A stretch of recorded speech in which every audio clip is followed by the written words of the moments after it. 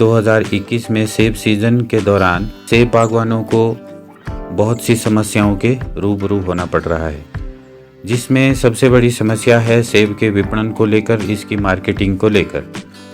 तो सेब के दाम पिछले कुछ दिनों में लगभग 1500 रुपये से 2000 रुपये तक कम हुए हैं। और भी इस तरह की बहुत सारी समस्याएं हैं जिनके बारे में सोशल मीडिया पर व्यापक बहस भी चली हुई है। तो आइए कुछ ऐसी ही समस्याओं के बारे में जानते हैं। नमस्कार दोस्तों, मेरा नाम है धर्मेंद्र शर्मा और आप देख रहे हैं माई ऑर्चर्ड डायरी यूट्यूब चैनल। अगर आपने हमारा ये चैनल सब्सक्राइब नहीं किया है तो अभी हमारे इस चैनल को सब्सक्राइब करो और बेल बटन प्रेस करो। अगर ये वीडियो आपको अच्छा लगे तो आप अपने दोस्तों को ज़रूर शेयर करें। तो आइए शुरू करते हैं। कुछ दिन पहले एक खबर आई थी जिसमें कि मंडियों में बागवानों से अवैध वसूली के बारे में बताया जा रहा था, और ये खबर सही भी थी क्योंकि जो सेब बागवानी एक बहुत बड़ा क्षेत्र है, पर ये अनऑर्गेनाइज्ड है। इसमें जैसे लोडिंग अनलोडिंग चार्जिंग के बारे में, जब पेटी को डाला जाता है या गाड़ी से उतारा जाता है, और बैंकिंग के चार्जेस के बारे में, स्टेशनरी के बारे में, किसी टैक्स के बारे में, चालान के बारे में, या कहीं नाके पे किसी टैक्स के बारे में। तो और ना जाने कितनी जगह पे कितने तरह का जो भुगतान है वो करना पड़ रहा है सेब बागवानों को। इस बारे में प्रिंट मीडिया में और डिजिटल मीडिया में दोनों में बहस चली थी। तो प्रति पेटी 70 से 80 रुपये जो बागवानों से एक्स्ट्रा वसूले जा रहे हैं। अगर इस चीज़ को ध्यान से देखें, जो लोग उस इंडस्ट्री में जुड़े हैं, वहाँ पर मंडियों में है, सेब बागवानी हो कैसे रही है, बागवान उसको पैदा कैसे कर रहा, उनको कोई जानकारी नहीं है। उनको अपने पास जो उनके पास मटेरियल आता है, गाड़ी आती है, पेटी आती है, उनको उसकी कमाई के ऊपर उनका ध्यान है। तो ये ध्यान देने वाली बहुत ज़रूरी बात भी है कि मंडियों में जो पेटियां भरी है, पेटियां पहुंच रही है मंडियों में, किसान बागवान अपनी फसल को लेकर जा रहा है, तो वो जो फसल है उसकी वो वहाँ पे उससे किस तरह की जो अवैध वसूली है वो की जा रही है।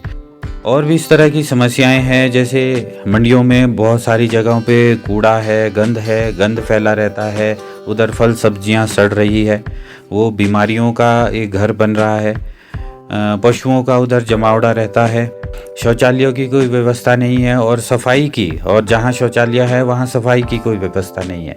इतना बहुत बड़ा क्षेत्र है, बहुत करोड़ों रुपए का कारोबार हो रहा है, पर अगर इसमें व्यवस्था की बात आएगी उसके लिए भी फिर से बागवानों पर ही सारा बोझ डाल दिया जाएगा, जो कि गलत है। एक व्यवस्था बहुत लचर है, पार्किंग की कोई व्यवस्था नहीं रहती है। आप देखिए जिन भी मंडियों से आप आजकल गुजर रहे हैं, उन मंडियों के आसपास जो मुख्य सड़क है, हाईवेज है, उसमें जाम लगा रहता है। हम रोडू की बात करें, खड़ा पत्थर की बात करें, पराड़ा की बात करें, ढली की बात करें, सोलन की बात करें, बहुत ही एक अलग स्थिति है। और इसको लेकर जितने भी डिपार्टमेंट है उनको किसी प्रॉपर योजना बनाने की ज़रूरत है।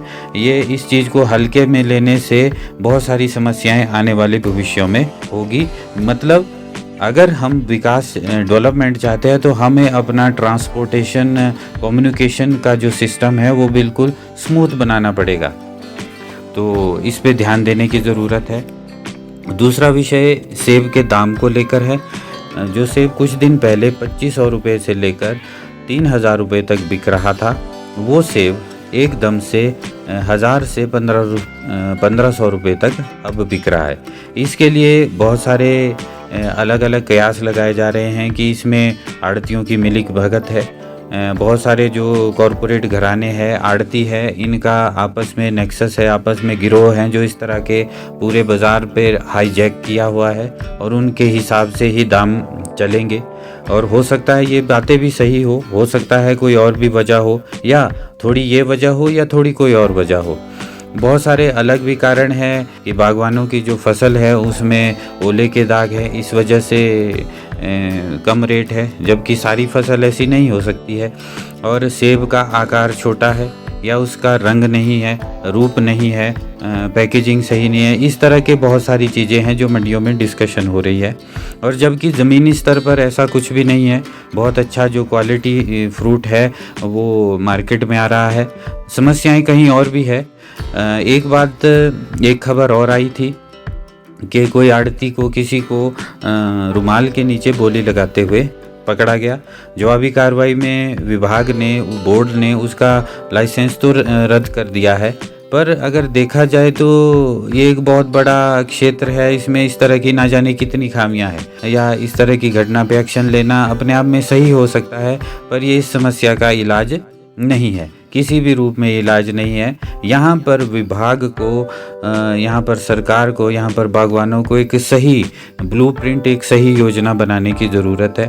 बहुत सारे प्रगतिशील बागवान हैं जिन्होंने सोशल मीडिया पर इस पे बहुत सारी डिस्कशन भी की है और कर भी रहे हैं, जो कि बहुत फ्रूटफुल भी हो सकती है। बहुत सारी संस्थाएँ हैं, NGOs हैं, वो भी इसके ऊपर काम कर रहे हैं।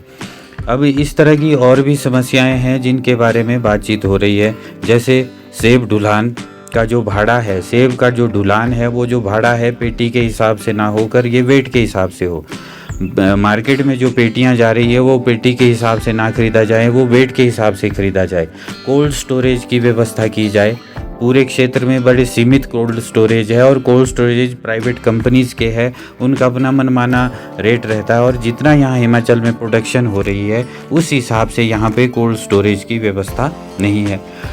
हर छोटी बड़ी मंडी में प्रतिदिन जो सेब की बिक्री हो रही है उसकी जानकारी बागवानों को किसी प्लेटफॉर्म पे चाहिए, किसी वेबसाइट पे चाहिए कि प्रतिदिन इस मंडी में कितना सेब बिक रहा है, औसत इस मंडी का क्या रेट रहा। अगर हम इंटरनेट को छाने तो हमें दिल्ली का भाव पता लगता है, हम हिमाचल में सेब को बेच रहे, हिमाचल की मंडियों में सेब को बेच रहे हैं, वहाँ का हमें कोई पता नहीं है। ये बहुत बड़ा एक गैप है बीच में। टेक्नोलॉजी का बिल्कुल भी इस्तेमाल नहीं हो रहा है, अगर इस्तेमाल हो रहा है तो वो भी बागवानों की पर शिकंजा कसने के लिए हो रहा है, जबकि सुविधा के लिए नहीं हो पा रहा है। जो आड़ती सेब का कारोबार कर रहे हैं, जितने भी आड़ती इस बिज़नेस में है, या गाड़ियाँ बिज़नेस में, या और तरह के लोग जो इस बिज़नेस में जुड़े हैं, उनका किसी भी पोर्टल पे सार्वजनिक उनका कोई भी ब्यौरा नहीं है। बाकायदा इसके लिए एक पोर्टल, या जो सरकार का हॉर्टिकल्चर डेवलपमेंट बोर्ड का जो पोर्टल है उस पर एक सेक्शन होना चाहिए जिस पे ये सारी चीज़ें सामने हो। कम से कम हम जो आड़ती हैं उसकी क्या बैंक गारंटी है, कहाँ से वो पैसा देगा, कहाँ वो माल बेच रहा है। आए दिन ऐसी खबर मिलती है कि ट्रक ही गायब होते जा रहे हैं। तो इस तरह की समस्याएं हैं जिन पे की स्थायी समाधान की ज़रूरत है, और यहाँ पे टेक्नोलॉजी का यूज़ करना बहुत ज़रूरी है। इसी तरह की और ना जाने कितनी समस्याएं हैं जो बागवानों के सामने आ रही है। इन समस्याओं के लिए जो एक बागवान है, आम बागवान है, वो अपना मुंह उठाए सरकार की तरफ देख रहा है, विभाग की तरफ देख रहा है कि उनको किसी न किसी स्थायी हल के ऊपर बैठकर बातचीत करने की ज़रूरत है, योजना बनाने की ज़रूरत है।